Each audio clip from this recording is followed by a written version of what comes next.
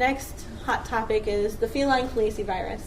This slide here, just general calicivirus that you can see. Your mild upper respiratory signs, the ulcerations on the tongue like this kitty gets here that looks like they burnt their mouth, some sneezing, and then the lame kitten syndrome. I've seen it associated with vaccines. The 2 cases I've actually seen have been a week after the vaccine. One of them was in my own cat. So when it says it's rarely associated, I believe that. However, these kittens, they can get swollen joints. They don't want to get up and move to their food. They're febrile. They can have like 105, 106 fever with Khalees. But this limping kitten syndrome is associated with just the regular calicivirus. But the scary one that everybody is so worried about is this virulent strain. This is the one that can have up to a mortality rate of 50% if it gets into your cattery. And this is scary. However, the thing that's really, really important is this right here. The virulent strains that have been out there have all been a different strain of Khalees. They haven't isolated the same strain from any place that has had it. The strain has been a mutation of the Khalees in that population of cats, within that shelter, or the area of the country that they're in. It hasn't been the same strain anywhere, which will bring us to the vaccine part of it in a little bit. But you can see with the virulent strain, it causes damage to the vessels. It causes a really profound inflammatory response. So you can have severe diarrhea. You can start to see blood from their nose. You can start to see blood from different orifices. They can start to have a lot of swelling. This kitten here actually has the virulent strain of Khalees. It's hard to see with the light, but it has severe swelling of its neck and its ears because they get a vasculitis, and it's got some ocular discharge that you can't see very well here. But these guys get really, really, really sick. All you can do is supportive care and antibiotics to help prevent any secondary bacterial infections from coming in. But again, these guys, up to 50% of these guys are not going to make it. Is this mostly kittens then?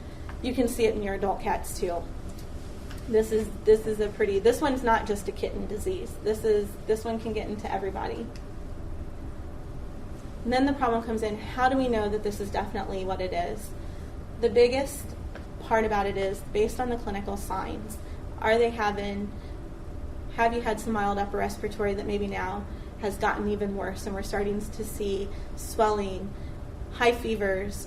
Some of the kitties have diarrhea. Some of them are starting to have some blood from places. Because the tests that are available, they can't differentiate the normal everyday Khalees from this virulent strain Khalees. So they could test positive for it. That just means they have calicivirus. It doesn't necessarily mean they have this virulent strain. But if the cat looks like that's what it has, then it most likely does. The good thing about this is it tends to come in very quickly, affect all of them very quickly, but then it burns itself out very quickly. So it shouldn't, if you do proper isolation procedures, it shouldn't remain in the cattery for a long time. You should be able to get rid of it, and it shouldn't continue to be a problem over and over again. What are some of the things that trigger it? Poor husbandry, not cleaning like you need to, having food dishes having too many cats using the same food dishes if they're getting sick, overcrowding, this is a shelter situation where there's a lot of kitties in one place, and stress, going to shows, getting pregnant, getting bred, moving from a different cattery to your cattery, just coming back from a different cattery after she's been bred. So there's a lot of things that can stress them that can trigger just a regular Khalees outbreak that then can mutate and turn into this nasty virulent strain of Khalees. What are we going to do to control it? If we have, just like hopefully you guys are already doing this, any cat that's showing any signs of respiratory disease should immediately be isolated. This disease is airborne, and you don't always know with leukemia. Is it leukemia? Is it Khalees? Is it herpes? So any signs of respiratory disease or even a fever, you need to get that cat in a room by itself. You need to immediately disinfect all of those dishes, disinfect the entire area that the cat has been. This virus is very stable in the environment and is not easy to kill.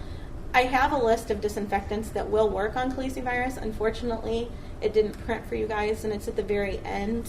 I will make sure that a copy gets to Glenn to get on the internet for you guys, but it may take a week or so for that to happen.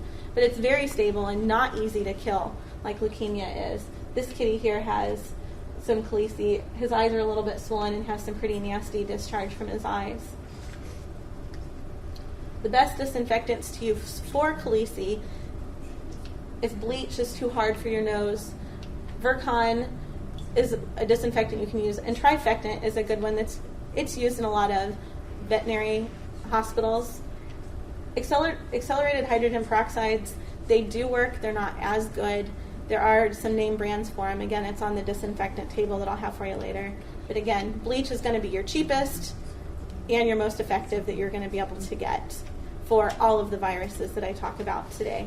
But you still run into the whole what about their lungs situation. In terms of the vaccine, because this is everybody, a lot of veterinary hospitals are going to the new virulent strain, multi-strain Calicivirus.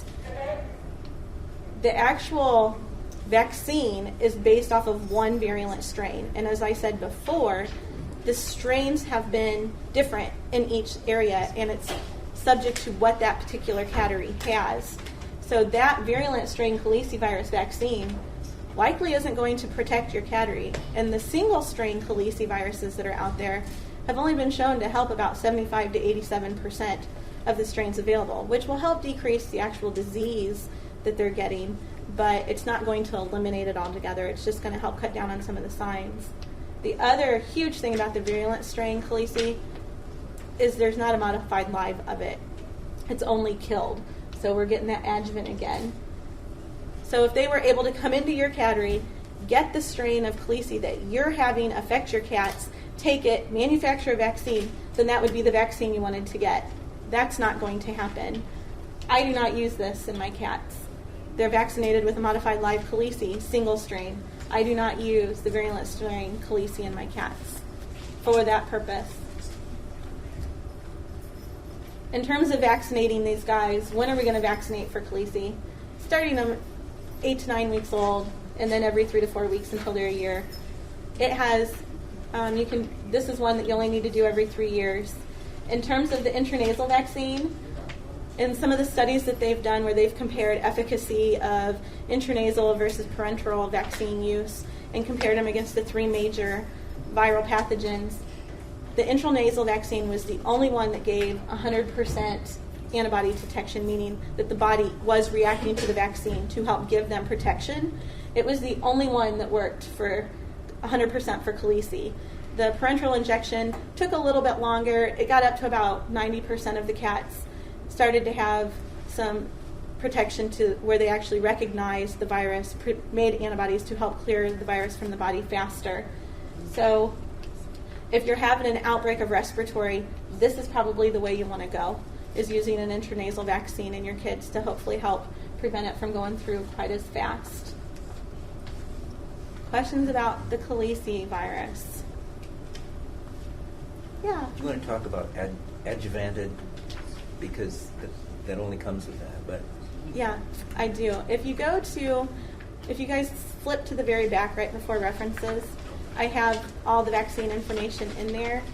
The thing about adjuvants is they can cause, it's what they use to make the killed virus stable in the vaccine. A lot of times they use aluminum. There's other things that can be used.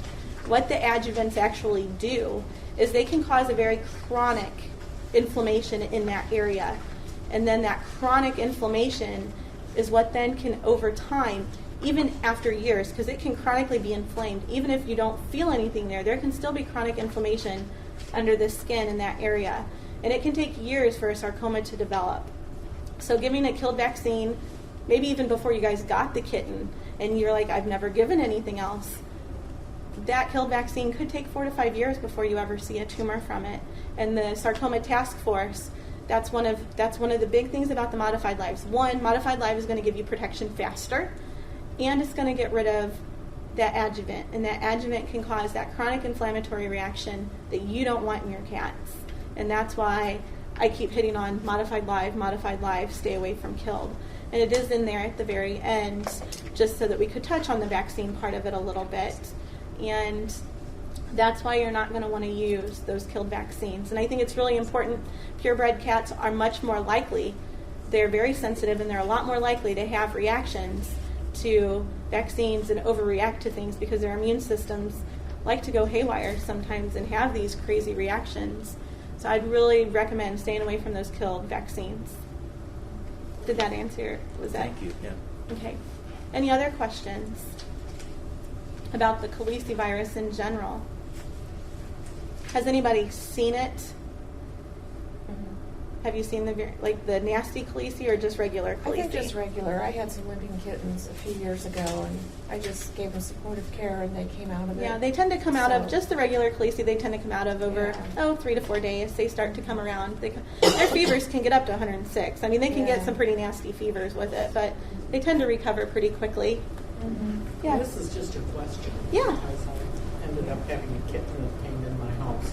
It only had a weepy eye and one eye. And the vet told me that could be Khalees, even though the kitten was vaccinated against Khalees. And it could be, and it could have also been herpes virus.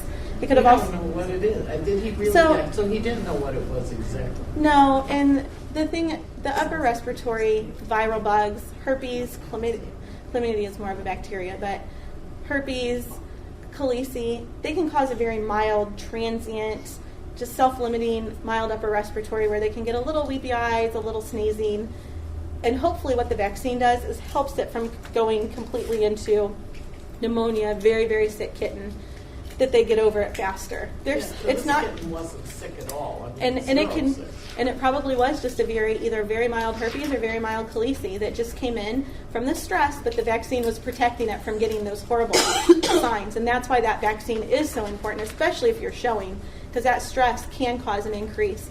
And especially if they have herpes, which is very chronic. Most cats have herpes, and during times of stress, they may get a little sneeze, a little weepy eye that within 2 or 3 days tends to go away. But it probably is either from herpes virus or calicivirus. Khaleesi isn't the horrible disease. It's the virulent strain of Khaleesi that's really bad. And if you don't vaccinate for Khaleesi, it can cause some major problems because it can go down into the lungs and cause pneumonia. And it can be just regular Khaleesi can be pretty severe if you're not vaccinating for it, which I'm sure everybody is. Any other questions?